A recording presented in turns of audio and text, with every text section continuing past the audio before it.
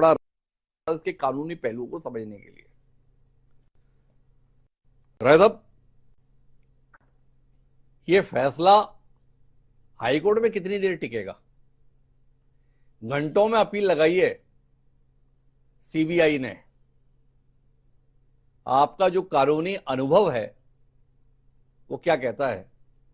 भविष्यवाणी के तौर पर आपसे बात नहीं कर रहा, भविष्यवक्ता के तौर पर आपसे बात नहीं कर रहा, जोशी के तौर पर आपसे बात नहीं कर रहा, बतौर कानूनविद, जब सीबीआई को इतनी खरी खोटी आज निचली अदालत ने सुनाई है, उससे ऊंची अदालत में अपील की क्या संभावना आप देखते हैं?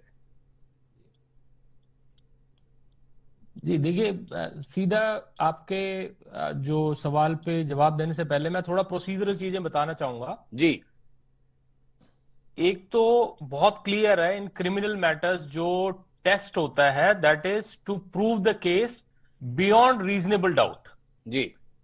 तो बियॉन्ड रीजनेबल डाउट अगर हुआ तो एक्विटल होता है। जी। एक्विटल से पहले आता है डिस्चार्ज या चार्ज जो होता है उसके ऊपर आर्गुमेंट्स। अगर डिस्चार्ज होता है तो प्राइमा फेसी कुछ है ही नहीं। जी। तो उस हिसाब से इट इज वेरी रेयर कि हाई कोर्ट इसमें कुछ जो है अगेंस्ट ऑर्डर देगा और कोई और डेंट केजरीवाल साहब या सिसोदिया साहब को लगने वाला है। जी। जी। तो आपका मतलब यह है कि सीबीआई को ही डेंट लगने की संभावना ज्यादा है?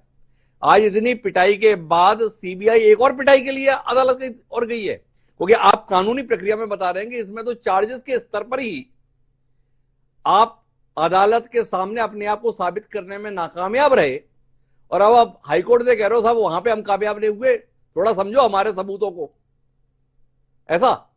ये तो मैंने एक पहले भी मेरे साथ कुछ इसी तरह की चर्चा में था, तो मैंने ये बोला था पीएमएलए के केस जो होते हैं ना, it is very difficult to get the trail, very easy to charge a person, लेकिन उसको उतना ही मुश्किल है उस ट्रेल में डालना। जी। तो इनके लिए बहुत मुश्किल होने वाला है। और दूसरा, यहाँ का जो इन्वेस्टिगेशन है ना, वो उस तरीके का साइंटिफिक, और उनमें कुछ ऐसी जो है कि खामियां होती हैं जिसकी वजह से अक्सर जो है एक्विटल ही होता है। बट इसमें डिस्चार्ज हुआ है तो फाइनली कहीं ना कहीं सीबीआई पे भी डेंट है कि यहां तक कि they are one of the big politicians.